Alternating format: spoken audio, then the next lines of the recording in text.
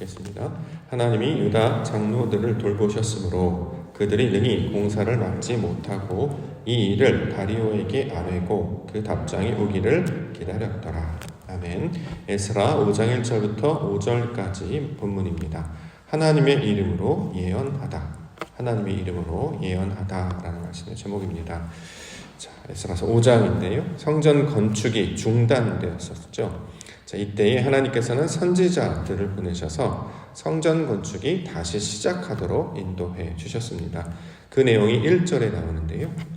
1절 선지자들 곧 선지자 학개와 이도의 손자 스가랴가 이스라엘의 하나님의 이름으로 유다와 예루살렘에 거주하는 유다 사람들에게 예언하였다. 자, 성전 건축이 다시 시작하게 된 근본적인 이유, 원인이 무엇인가? 하나님께서 보내신 선지자들 때문이었습니다. 학개 있었고 스가랴 있었습니다. 자, 이 선지자들이 다시 성전 건축을 하도록 백성들을 권면했는데 그때 했던 일이 이 본문에 나오는 것처럼 하나님의 이름으로 예언했다. 이렇게 지금 이야기하고 있습니다. 자, 하나님의 이름으로 예언하다. 하나님의 이름으로 예언한다는 말이 어떤 뜻인가? 우리가 살펴볼 수 있어야 되겠죠. 왜냐하면 하나님의 이름이라고 하는 것은 단순히 호칭을 가리키는 말이 아니기 때문입니다. 이걸 우리가 이제 호칭으로 만약에 이해를 한다면 유대인들은 하나님의 이름을 함부로 부를 수 없었죠. 율법 때문에 망령되이 일컫지 말라고 했던 그것 때문에 어떻게 부르는지도 제대로 몰랐을 뿐만 아니라 그것을 안다고 해도 그 호칭 자체를 함부로 부를 수가 없었습니다. 혹여라도 잘못되어서 그 거룩함이 누가 될까봐 유대인들은 하나님의 호칭을 직접 언급하지 못했습니다.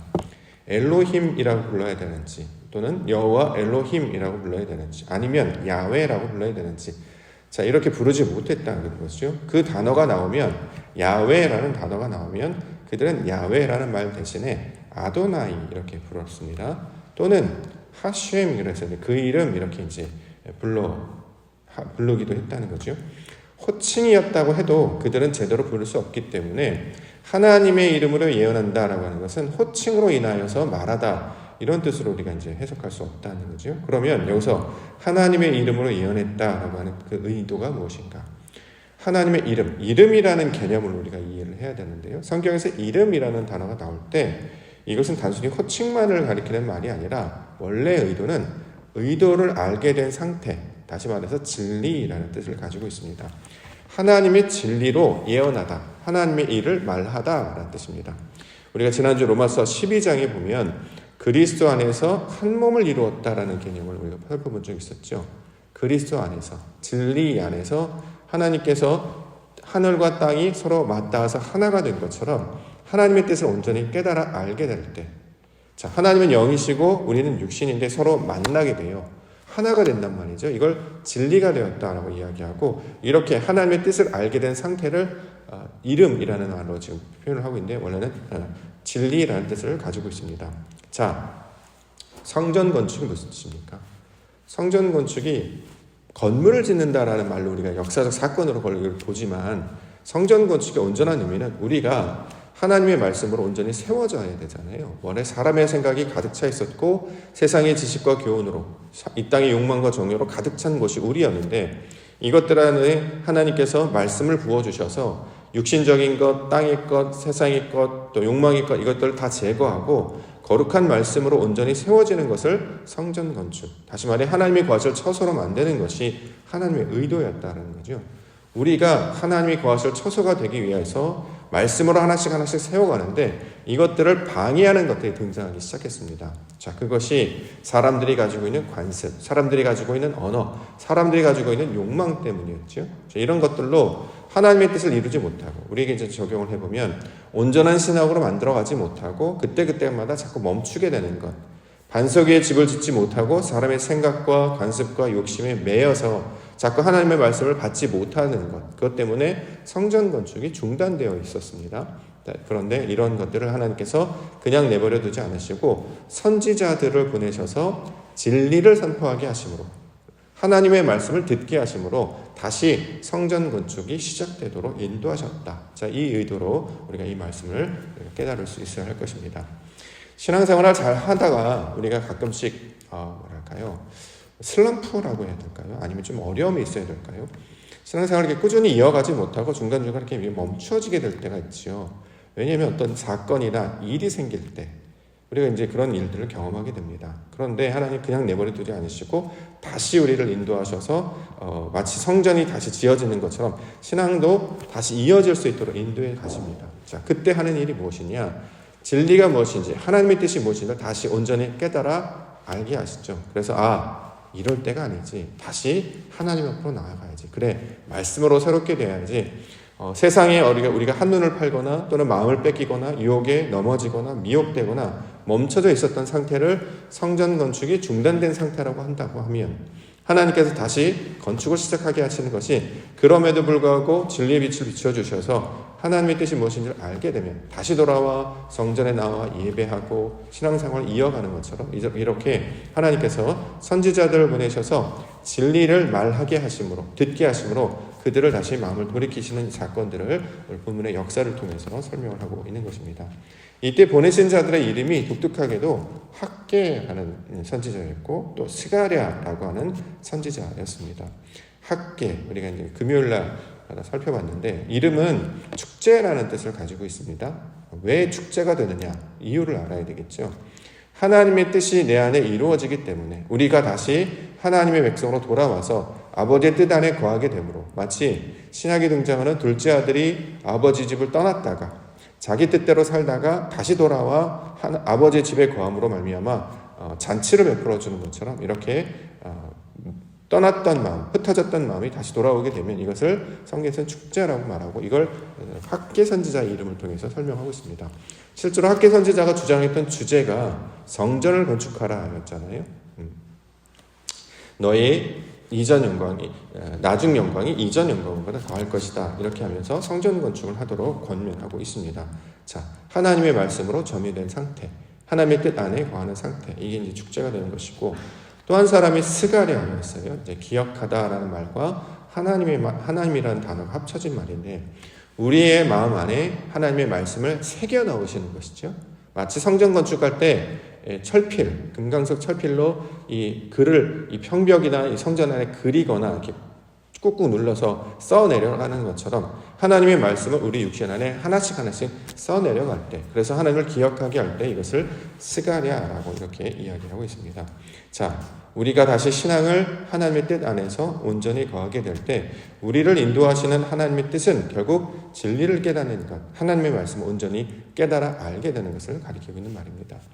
그래서 이것을 신약에서는 사도행전의 오순절 사건으로 설명하고 있기도 하지요.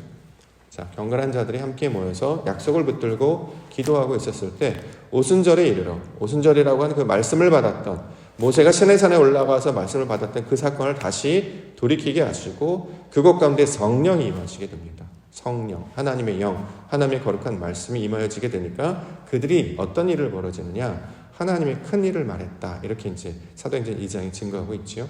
하나님의 큰 일, 아버지 하나님의 뜻이 무엇인지를 온전히 알게 되는 것. 자, 이전에는 자신의 생각과 육신의 정욕과 관습과 습관에 살던 자가 이게 바로 하나님의 뜻이구나 라는 것을 알게 되는 것. 자, 이것을 좀 설명하면서 이게 바로 성전 건축의 모양이다. 지금 이렇게 설명을 하고 있는 거죠. 하나님의 뜻을 온전히 깨달아서 우리가 말씀을 잘 지키다가도 세상의 미혹이나 세상의 염려나 세상의 우리가 가지고 있는 육신의 정욕이나 자랑 때문에 가끔씩 멈춰지거나 넘어질 때가 있는데 그럼에도 불구하고 하나님의 진리의 말씀이 우리를 인도해 가셔서 마침내 아름다운 하나님의 성전을 이루게 하신다. 자, 이것을 우리 본문의 내용으로 이해할 수 있을 것입니다. 자, 이처럼 아버지께서 원하시는 뜻, 그래서 우리가 날마다 하나님의 나라와 그의 뜻을 구하는 이유는 아버지의 뜻이 무엇인지를 온전히 알아야 되겠죠. 빛비침을 받았는데 여전히 자신의 생각과 습관 가운데 머물러 있다고 하면 하나님의 뜻으로 나아가기보다 자꾸 자기의 자리로 돌아가려고 하는 습관을 우리는 가지고 있습니다. 예를 들어서 이스라엘 백성들이 애굽으로 돌아가려고 한다던가 또는 이스라엘 백성들이 바벨의 유혹에 빠져서 바벨론에 끌려간다던가 자, 이런 모양으로 나타나는데 그때에 하나님은 선지자를 보내셔서 진리를 듣게 하시고 그 진리로 말미암아 다시 돌아와 하나님의 성전을 건축하게 하십니다. 자, 이 모양을 그대로 신약에서는 예수 그리스도로 우리 가운데 설명을 하고 있죠. 선지자 역할을 하신 분이 구원이라는 뜻을 가진 예수님이 오시고 그는 말씀을 증거해 주셨습니다. 그래서 너희가 이전에는 이렇게 말씀을 들었으나 하나님의 뜻이 바로 이것이다 라고 하면서 진리를 선포하셨죠. 그래서 그 진리를 듣게 하심으로 말미암아 모든 이들이 온전한 성도와 교회로 나타나게 하시는 것. 자, 이것을 성전 건축의 이야기 이렇게 이야기하고 있습니다. 오늘 하나님의 말씀을 붙잡고 나아갈 텐데요.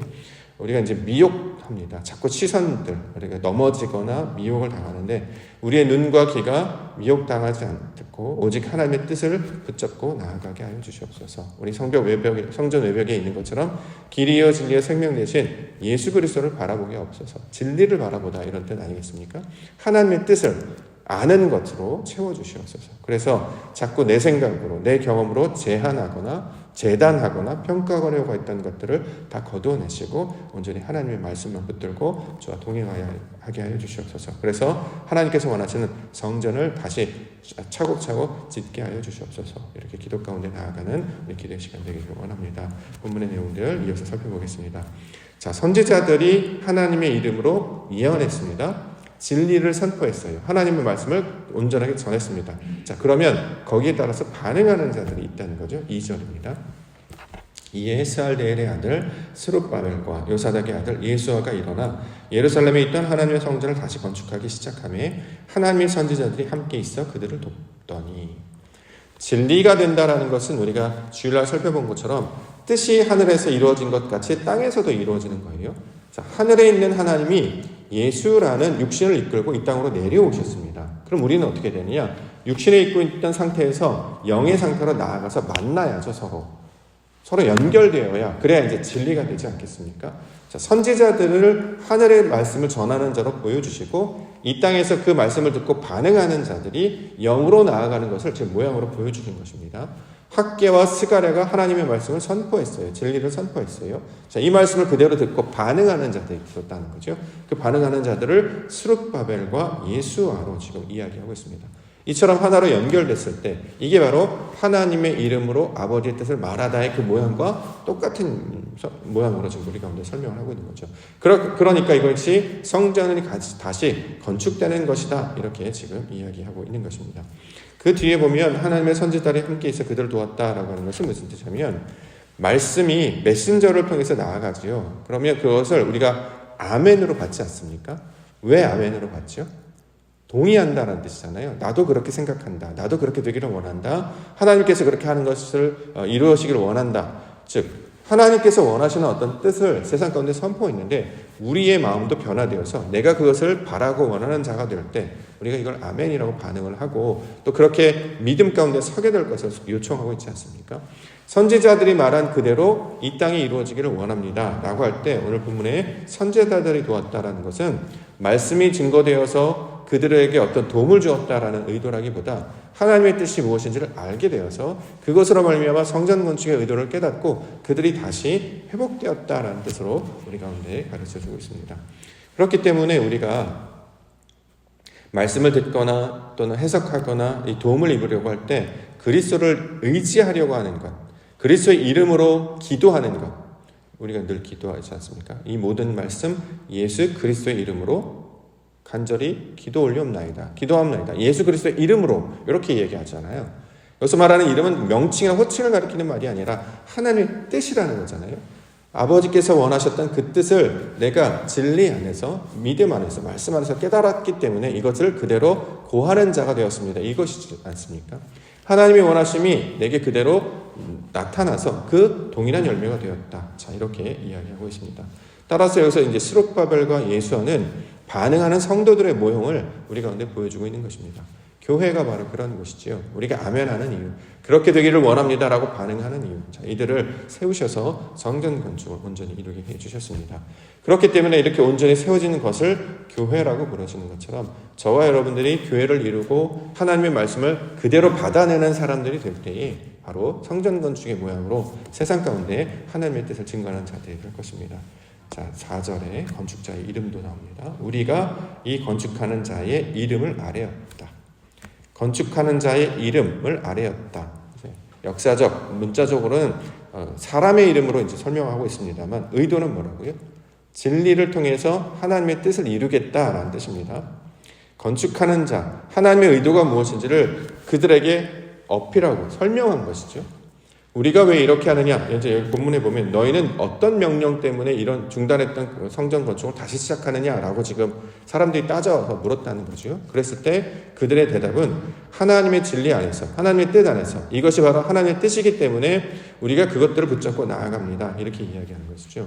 자, 사람들의 생각이나 어떤 세상을 다스리는 통치자의 권력의 이름, 그들의 어떤 명령이 아니라 우리가 추구하는 하나님의 뜻을 따라 나아가는 것, 이것을 건축하는 자의 이름, 이렇게 설명을 하고 있는 것입니다.